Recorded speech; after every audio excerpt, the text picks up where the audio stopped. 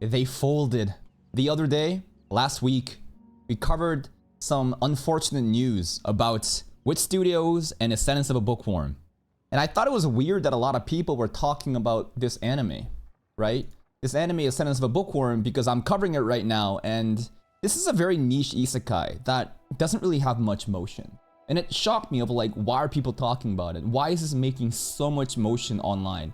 It has nothing to do with the story, but more the fact that they utilize generative AI. As in, you click a button, beep boop, okay, I'm gonna spit out a background image, and boom, there you go. And a lot of people were very upset whenever you have AI usage in art specifically, right? Of course, AI anywhere, a lot of people have a lot of resentment for it because their livelihoods are being ruined and taken over, right? But especially in art, when there is like this the soul gone, the human essence gone, and we're just using AI slop to just slap in background stuff. There was so much stuff going on. There's a bunch of different statements that came out, comparisons for the actual anime openings to see exactly what was different, and just overall, you know, news. Let's cover real quick. So first up, WIT Studios reporting this. I ain't clicking on this shit, bro. What the fuck do I know? But they actually listened. They actually listened. Justin, production committee of Ascendance of a Bookworm Season 4 confirms AI usage. Studio WIT confirmed it. Production committee will consult with WIT Studios to proceed with the following actions. Openings will be corrected starting episode 2, which has already been done today. We deeply apologize for the considerable inconvenience and trouble caused to our viewers who were looking forward to the work, as well as the original author and related parties. I feel bad for the author too, you know? Similar to like maybe like Oshinoko Season 1 when your show didn't get a proper adaptation and the author kind of got pissed off. I'd say season 1 to 3 is also pretty, you know, mid, but in terms of, I guess, AI being used. And it's kind of funny because this story specifically, it's ironic. There's two parts to it. Ascendance of a Bookworm is about a girl that's such a book nerd, but she gets transported to a time, reincarnated, where she has no access to books, so she has to make the books from scratch. And there's a very do-it-your-own theme going on, which kind of contradicts this, you know, hey, use AI and boom, it's done. But beyond that, there's also like how she is basically creating automation, Gutenberg press, whatever, right? Printing press. And how there's a core component to how this is going to disrupt civilization. Livelihoods are going to be lost, and there's going to be war and riots within the civilization because of your technology. And there's a bit of like irony in that. Going forward, we will work in cooperation with Studio to review our production system and strive to prevent this from happening again. Which is, listen, the way that it's written, it's pretty funny. Who knows exactly what was going on? Basically, there's a Vietnamese outsourced company that did this shit, and a lot of people are trying to say that WIT Studios had no idea. But when you look at their past history with like, what was it? The Heron and the whatever, right? There's been past projects where WIT Studios utilize AI, and there's like a pattern of history of why they are very AI usage, you know, friendly, trigger happy, and that even if they themselves didn't do it and an outsourced studio did it, that who do you think gave the green light? Who do you think said yes? Do you really think that like if they were against AI from the beginning, that they wouldn't have done some quality assurance checks before the season started and then said, you know what, we can't air this, we gotta change it, and sent him maybe an apology saying, hey man, just give us another week to fix this up? To me, it feels like you got caught. You got caught. Red-handed. You didn't do it. Someone else shot the gun. So basically this is it, right? WIT themselves didn't hold the gun. They gave the gun to that outsourced studio. And they shot the gun. But come on. Who gave you the gun? Most likely WIT. So it's like, okay, you're sorry you got fucking caught, but at least you admitted the mistakes and kind of went forward. But again, did it just happen spontaneously? Was this something that, you know, what? Like, basically the idea is there was a lot of angry people online. And a lot of it coming from the Western Front too. Statement from WIT, we got probably pretentious coming, and they confirmed that AI was used in the opening and they'll replace it, yeah. Much like the secular situation where no AI was used, but the main point remains. We told major production companies exactly what we think of AI usage. That's to win, in my opinion. Genuinely, they listen not just to the domestic audience, but a lot of Japanese people are basically just confirming that, dude, the international appeal is kind of what really made the movement. WIT Studios, and they're just kind of confirming this shit. So this is the actual, like, from the WIT Studios website. Confirmed facts, right? They used AI. Future actions will take the following measures. Redrawing process. Background art for this shot will be redrawn. And good. You know what? You're owning up to the mistakes, which is great to see. This is from a Japanese person. Nobody really writes about why using generative AI gets you bashed, do they? It's because pirated copies and unauthorized copyrighted materials are being used in massive amounts in the production of generative AI. And I read this, I also realize that a lot of Japanese Twitter accounts always fucking lock their replies. Why did they do that? They know what they're doing. This is a very interesting take that I don't think anyone gives a fuck about. Straight up. Do you really think that the majority of the people that were angry about people using AI has copyright as their most important, like basically no red flag? Not even close, right? To me at least, the gut instinct is you are no longer creating. You are no longer just have the presence of the human soul. You're using this fucking generative AI that obviously, yes, it learns from other data input, but no more innovation is happening. It's just recycle slop, and we hate it. So to me, I never even really cared that much about this part. But it is a fact that generative AI, the way that it's used, you need to just consume so much data, and the model learns, and then it kind of spits out what it looks like, right? But to me, it just kind of felt like artists are losing their jobs. The meta is shifting. There's even a lacking of the proper human soul and animation at the heart, 2D drawings, right? What the fuck? It just feels so contradictory to what this should be. Another Japanese person coming in. At first, the use of Gen AI for anime was nothing more than a serious reputational risk. It would be an act that greatly damages the credibility of anime companies. And most of that criticism came from overseas, where it was met with widespread disapproval. There was even stories like Japan's anime market size reaches 4.1 billion USD by 2034, but if they end up using Gen AI, it would all come to naught. And you know what? Who knows how true this could be? But a lot of people think that the international appeal is really what made the change. And they say a lot that they only care about domestic audience. I think the gates are open. Of course, domestic audience and their viewership and all those metrics are important. But Studio Mappa and others too have been really taking a front in focusing on the international audience's appeal. You want anime to go bigger and bigger. You can't just gatekeep this shit online inside domestically and, you know, only care about that. Western appeals, you know, not just Western, just basically international audiences matter. And the voice of the screeching monkeys on Twitter, maybe it reached WIT Studios. This is more of just updates about that. And I want to look at the actual, what's it called? The changes. So this is one example. I saw there was a different one too. There's a 1 minute one. There's also this one here, 156. So let's look at this one. So I have these, but this one looks longer. So let's look at this one.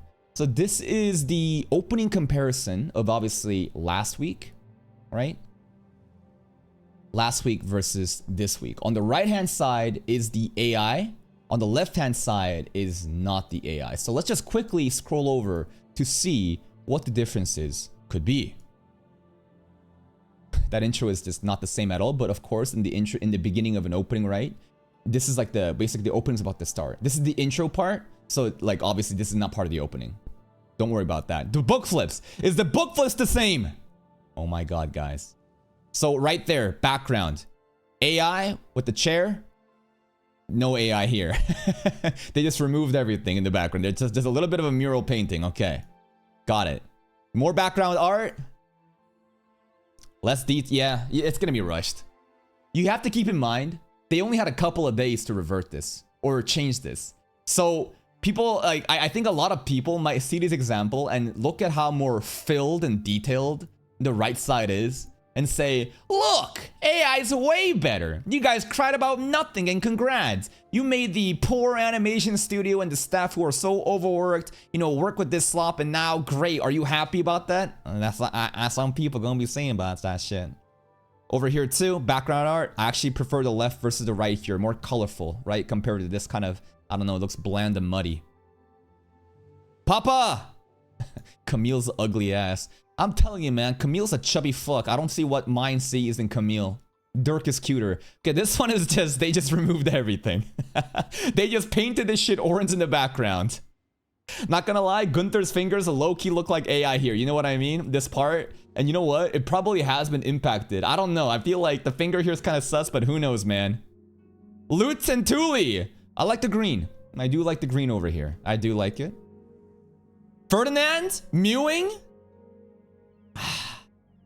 I like the moon better. I don't know. Something about Ferdinand's character and his overall appeal. The moon really does suit him, right? On the left side, what am I looking at? Cthulhu tentacle jellyfish? What the fuck are these Eldritch Nightmare horror eyeballs, bro? I don't know. Over here as well, just more dark, deep blue background versus, you know, flowers. And then this part, just nothing changes here, nothing changes here. All the same, all the same, all the same. So boom, right here, change again. So it's the bordering of the flower. This one looks more colorful. Okay, all right. Bordering over here too. Same, same, same. Bordering. A lot of details. Damn, look at the amount of flower. Shit, I'm not gonna lie. The amount of like, I guess how detailed and the texture is different. It does kind of pop. But the simplicity here, I mean, it's not like it's completely bland, but the pink is nice. The pink is nice. Lutz.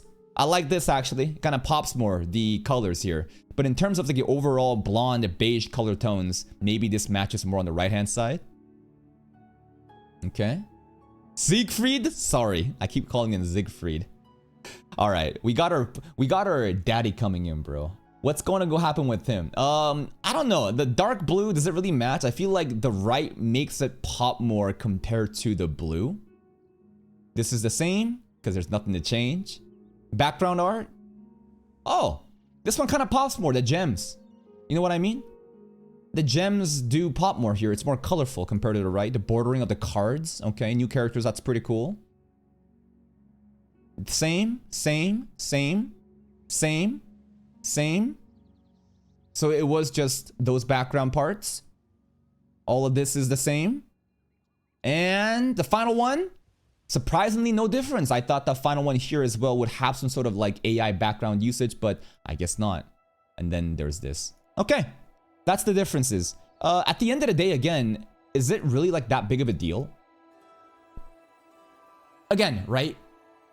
If you just take this anime opening and don't add any context or what it could mean for the future, it doesn't. Who gives a fuck? You know what I mean? It's literally a random anime opening for a niche series that many people don't even fucking watch. 99% of the people complaining are LARPing if they're saying that they are Ascendants of a Bookworm fans. But it's more than that, right? It's about the precedence that it sets and how this will embolden other players in the industry to push forward with AI. There was that, again, statement coming out from the JJK director saying that, listen, there's been people already using AI in the background, you just don't even know it. And a lot of people are waiting and testing the waters. How do people feel about it? And that is what a lot of people are worried about. So again, the opening itself, no, it's not a big deal. It doesn't fucking matter. My experience would not even have been changed. It's such an insignificant thing. But again, shit like this is a slippery slope. You think that it's fine here? It's kind of like the whole censorship, like anime titties and fan service. Okay, you want to get rid of it? Sure, it's not that big a deal. I don't see fucking hentai on anime. But what does this set for the future and how will other things be censored? That's what a lot of people are afraid of. George Wada, president of Production IG and WIT Studios on AI. At the moment, we consider AI as a threat. Really? What? Really? Like, I don't know him. But based on, like, WIT Studios' overall record? What? Aren't you, like, Mr. AI? I don't know. Like, again, I don't know how much George Wada has influence, but he is the president of this anime studio that is famous for using AI. I don't know. Anyways, they hate it. We have a great responsibility to protect each individual creator. Therefore, as long as various issues such as the legal ones have not yet been resolved, IG and WIT Studio cannot help but consider AI as a threat.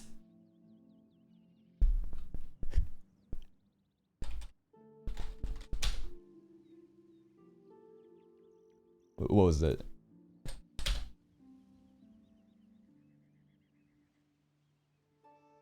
Bro, that's you. Bro. Like, again, this is how it feels to me. I'm low-key LARPing because I don't really know George like that. But it just sounds funny that a president of a studio that's been doing this should get caught and you're just like, it's a that's you, bro. That's you. For now, we are in a position of observing and waiting carefully to see what kind of impact. Okay, this part is funny to me. That last part, yeah, you guys are waiting. You are absolutely waiting to see what the community reaction is. And it was fucking horrible. It was ass, absolute dookie, booty cheeks. Ain't nobody want this shit. And that's kind of where we're at. That's kind of where we're at with this. At the end of the day, a lot of people, when I made that video about, you know, utilizing AI, many people in the comment section genuinely did not give a fuck. They were like, they're so apathetic. They genuinely don't care. They don't like the whole thing does not matter. Where the fuck is the video? I make too many goddamn videos. I just wanted to click at some of the comments. Where was this? Right over here. Right? Many of the comments are very just not empathetic, right?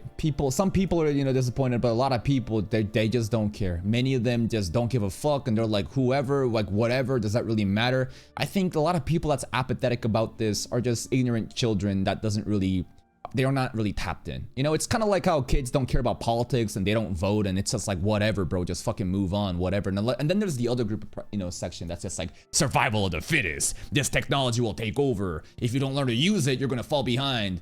Those people are usually what? Crypto, AI, you know, NFT bros that have nothing going on. They're a bunch of fucking scammers. They have no business, no nothing. They're the first to get culled as soon as some sort of industry change happens. They're a bunch of LARPers.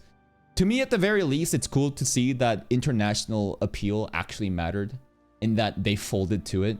So, hey, good job for crying online. If you have enough monkeys uniting and hating on something, a lot of things can change. You'd be surprised how much people can enact change if you group together